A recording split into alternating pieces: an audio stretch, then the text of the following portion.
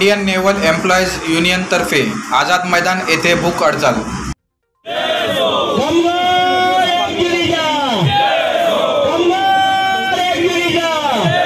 Sir ये बताइए कि आज़ाद मैदान पे आपकी यूनियन ने जो आंदोलन चालू किया है, यहाँ पर कितने दिनों का आंदोलन किया, क्या मांगे आपकी प्रमुख मांगे क्या है? आज़ाद मैदान का जो आंदोलन है आज एक लाक्षणिक है, आज सिर्फ आज के दिन के लिए। आंदोलन की कई कारण हैं। जो घटना बेस पिक्चरिंग यार्ड जो हमारा नेवी का एक डिपार्टमेंट है वहाँ पर घटी है, एक हमारा रिप्रेजेंटेटिव है, इलेक्टेड मेंबर है, उसको एक अधिकारी ने जातिवाचक गाली दी। जो लड़का एक अनुसूचित जमाती जाति का फॉलो करता है, काफ़ी डिस्टर्ब रहा, उसके फैमिली लोग के भी डिस्टर्ब रहे। हम लोगों ने उन्होंने इंडिविजुअली कंप्लेंट की, हमने यूनियन के माध्यम से भी उसको कंप्लेंट की। हमारे बॉस है जो हेड ऑफ द ऑर्गेनाइजेशन है, headquarter western naval command, flag officer commanding chief, मगर ये 2 महीने से 2.5 महीने की पहले सी बात है और इसके ऊपर कोई कार्रवाई नहीं हुई। उल्टा ये केस को वापस लेने के लिए उस डिपार्टमेंट का एक कैप्टन है, कैप्टन राहुल मल्होत्रा, उसने प्रेशर टैक्टिक्स यूज़ करना चालू कर दिया और इंडिविजुअल का फ़ोन उसने लिया। आज 3-3.5 महीने हो गए, अभी तक फ़ोन दिया नहीं है। अगर आपने फ़ोन सिक्योरिटी के रीज़न से लिया हुआ है तो आप उसको साइबर सेल में भेजिए, उस काम होने के बाद उसका फ़ोन वापस दे दीजिए, या अगर गलत है तो उसके ऊपर एक्शन लीजिए। मगर ऐसा किया नहीं, उसका फ़ोन आज भी उसके पास ही है। उसके बाद में वो लड़के को थ्रेटनिंग करना चालू कर दिया। उसके बाद में उसको कहने लगा कि ये जो कंप्लेंट तूने की है कि लिख के दे देना कि इसमें ऐसा कुछ इंसिडेंस हुआ ही नहीं था। आप ही बताइए, जो विक्टिम आदमी है जिसके साथ ये घटना हुई है, क्या वो लिख के देना चाहिए?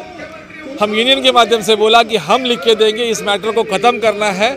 हम यही चाहते थे कि ये मैटर हमारे डिपार्टमेंट और नेवी के अंडर में ही सेटल हो जाए, मगर इसकी एरोगेंसी हर एक हमारे सिविलियन कामगार भाइयों के साथ में इसका रवैया, और जो इलेक्टेड मेंबर है उनको धमकाना, एक को देशद्रोही बोला, एक पहियारी है उसको चोर बोला, एक जो पवार हमारा इलेक्टेड मेंबर है उसको बोला कि तेरे को एफआईआर हेडक्वार्टर के थ्रू एफआईआर करके तेरे को मैं मौका लगा दूंगा।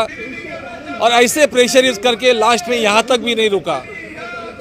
उसके बाद में वहाँ पर जो वर्क्स कमेटी इलेक्शन हुआ था, एक इंडस्ट्रियल फैक्ट्री के अंदर जो वर्क्स कमेटी का कामगार प्रतिनिधि का इलेक्शन होता है, वो 24 सितंबर को इलेक्शन हो गया था।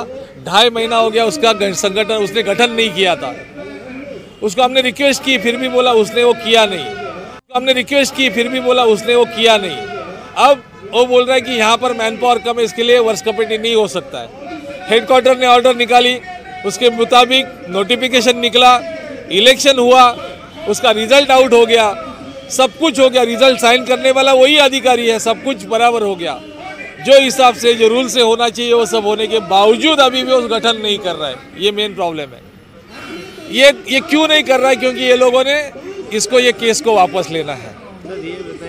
इतना ही नहीं है, उसके बाद में 7 या 8 आदमी जो हमारे यूनियन को फॉलो करते हैं, वो लोगों का 6 महीने जो ओटी पेमेंट दिया था उसका इमीडिएट रिकवरी मार के पेमेंट में से जिसको 25,000 पेमेंट है उसका 22,000 कट कर दिया, जिसका 28,000 है उसका 25,000 कट कर दिया।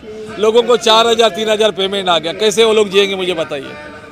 ये सभी का कंप्लेंट हेडक्वार्टर को करने के बावजूद वहाँ से हमें कोई समाधान नहीं मिला। क्यों उसका पता नहीं है, क्योंकि सभी ऑफिसर ऐसे नहीं होते जो ऊपर बैठे वो अच्छे ऑफिसर्स में कौन सी प्रेशर में उसको सपोर्ट कर रहे हैं ये पता नहीं है। कैप्टन राहुल मल्होत्रा यस अत्याचार का कार्य चल रहा है। ये हुआ है, घटना 22 अक्टूबर को हुई है। उसका कंप्लेंट इंडिविजुअल ने पुलिस स्टेशन को किया हुआ है, कपरेट पुलिस स्टेशन में उसका रजिस्ट्रेशन है। उसकी जो फॉर्मेलिटी है वो चालू है एट्रोसिटी के अंदर में, उसका स्टेटमेंट हुआ है। आगे की जो कार्रवाई पुलिस कर रही है, मगर ये सब मामला जो टेक्निकली ऑफिशियल मामला है जहाँ पर हर एक चैनल को एग्जॉस्ट करना था, वो तरफ से हम लोगों ने चैनल को एग्जॉस्ट करके हम रीजनल लेबर कमिश्नर के पास ये लेके गए कि इसका गठन होना चाहिए।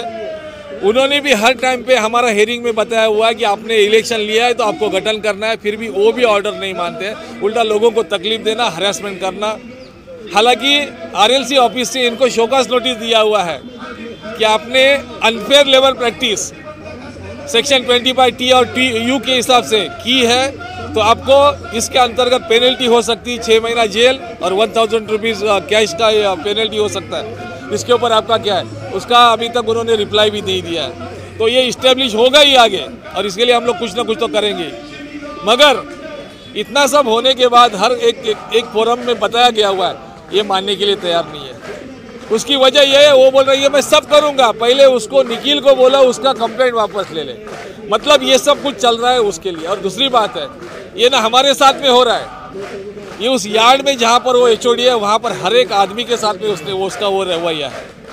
तो हमारी मांग रक्षा मंत्रालय से, CNC साहब से और रक्षा मंत्री साहब को यही है कि जल्द से जल्द जिस अधिकारी ने जातीयवाचक गाली दी और वो जातीयवाचक कंप्लेंट जो इंडिविजुअल ने किया हुआ है उसका वापस रिटर्न लेने के लिए जो उसके ऊपर प्रेशर डाला जा रहा है राहुल मल्होत्रा का, और उसको जो सताया जा रहा है, उसको हरेस किया जा रहा है, वो रुका है। राहुल मल्होत्रा के ऊपर भी कार्रवाई हो और जिसने गाली दिया उसके ऊपर भी कार्रवाई हो, यही हमारी मांग है।